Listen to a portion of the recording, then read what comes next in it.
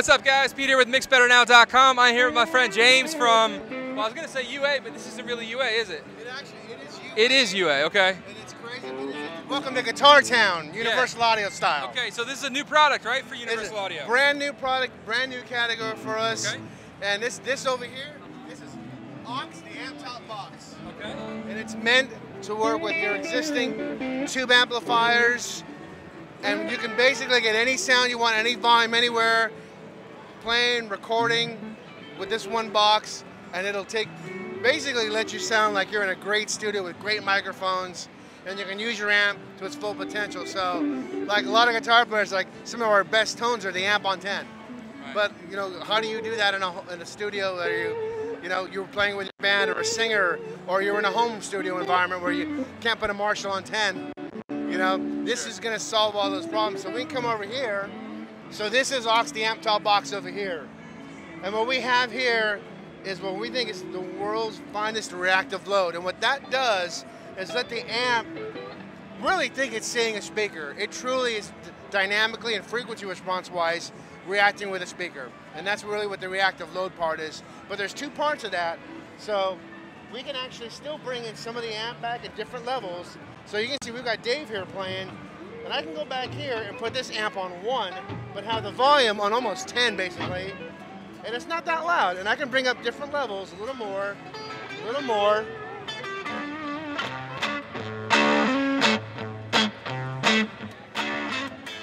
Almost to the point where he's off. Right. So if you're just practicing at home, or you're maybe writing a song with a buddy, but you still want that sound, you can bring it down to conversational level. Okay. With a 100-watt amp, an 18-watt amp, it'll do it. The most important part of this is that I can actually shut it off, but I'm at all times processing the sound of that amp, seeing a speaker, but I'm now in aux's world here, which this is an iPad, just Wi-Fi'd into the box. And this lets me do, from the hardware, you can see I got 6 different full-on studio setups with this amp in there. So you can see if I go over here to 1, you see it change, and I've got a vintage Tweed amp with a nice blue speaker in it, and I got the microphones, the room sound, and we have a new thing we're calling dynamic speaker modeling, and it's dynamic room modeling. So what that means is the harder you hit that speaker, it actually gets warm, it sounds different, it compresses, you feel the speaker moving. Cool. Because typically guitar modeling is kind of a static picture. And people call those like IRs or convolutions. It's kind of a single set frequency range. This is not any of that. So this is a real physically moving speaker that sounds different. And on top of that, we've also done dynamic room modeling that makes you have that speaker. It makes you feel like you're in the room because it's the cabinet in the studio now. So the entire studio is set up like a session. So you get to bleed into the drum mics over the 67 tube mics, and you can bring in that room like you're bringing up the drum set mics. And what it does is it brings all the air and the width back to the guitar tone. Because when we listen to these classic like live recordings of bands in the studio, and you're playing an opening riff, half of the content from that, really, if you looked at the mix, is coming from the open mics. Sure. And if you're playing in that room, your ear hears the reflections off the wall, and there's a sense of sort of space that makes you feel better when you're playing. And that's a lot of the things you miss when you're in a home studio and in earphones, or in a close monitoring environment. You don't get that air. And that's one of the things we wanted to solve, is turning down the amp as much as you need it isn't a whole lot of fun if you don't feel like you're pushing air anymore. Yeah, no. So we're doing that on the digital world. That's amazing because, I personally, like in my studio, I have, pretty much that problem where if I'm running something wide open and we're tracking guitars late at night or something like that, it's kind of difficult, especially with the, you said that's a reactive load, right? It's a fully reactive Now that's important, for those of you who don't know, what's the other one called? It's passive load, like a passive load.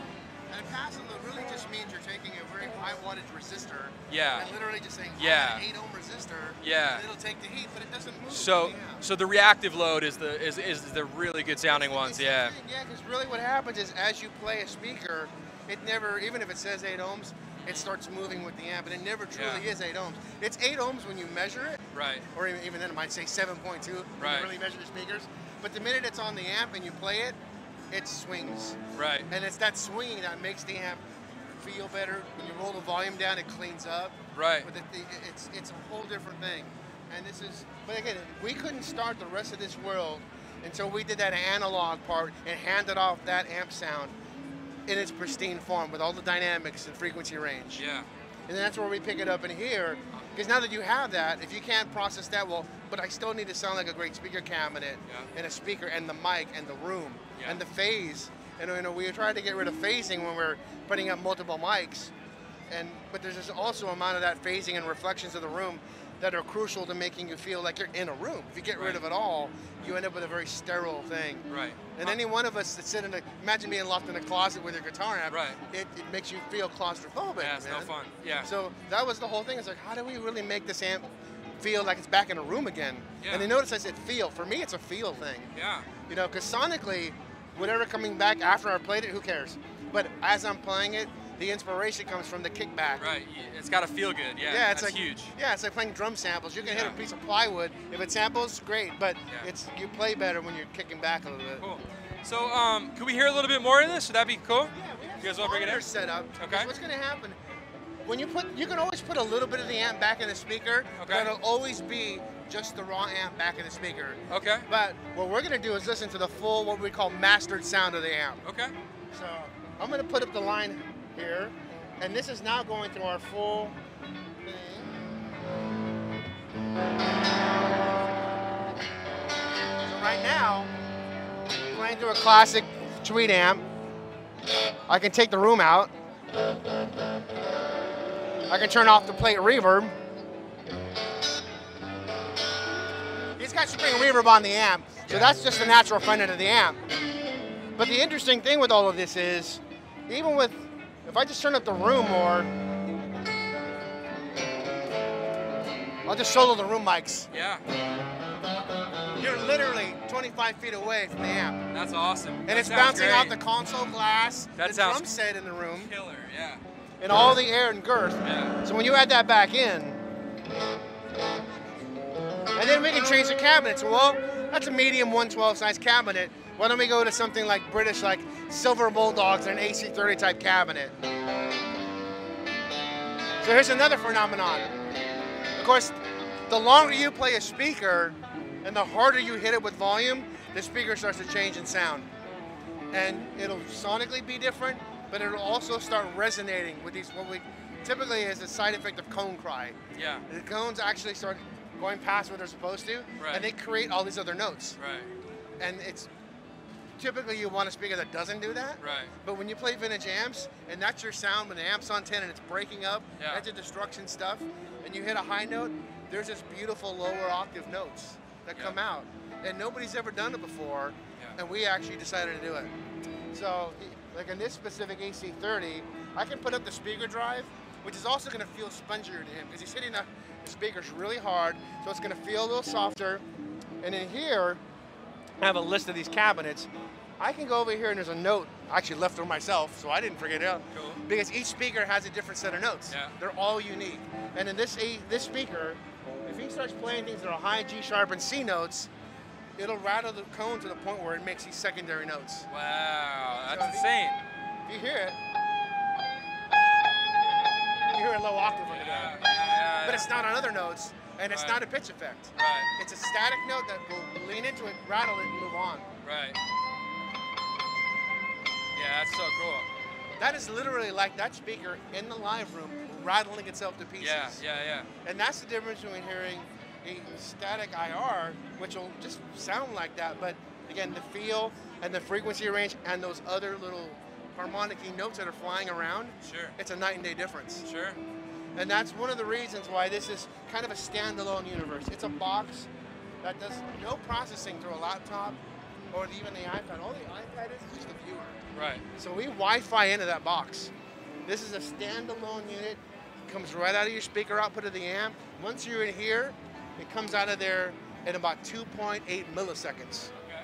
And which is pretty fast for an entire process. Because it had to be one of the things where it's acceptable for a guitar player, like you set your amp here, maybe set a couple of feet away. That's a good window of latency, being away from the speaker cabinet. Anything past that, and then you actually play differently. So that was one of the reasons, like, well, so is it part of an Apollo rig? No. Is it a plug-in? No.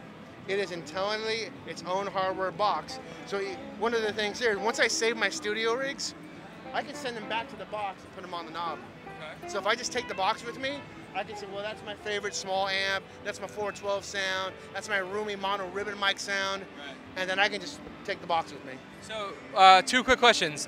When is this available and how much will it be? For you, free if you run fast enough. Okay. Okay. That's a test. I don't feel good about that, but okay. To do it. No, right now we're looking at this coming winter. Okay. I know that's a real loose answer. No, that's fine. Yeah, so like winter NAMM time. Yeah. Hopefully by then, and maybe sooner. Because right now we're technically calling this a sneak preview. Okay. Because that's not right on. Traditional labeling job there. Yeah. But we wanted. We won't tell anyone. No. Yeah. And really, for all the thing does, we felt good about leaving it at about $12.99. $12.99.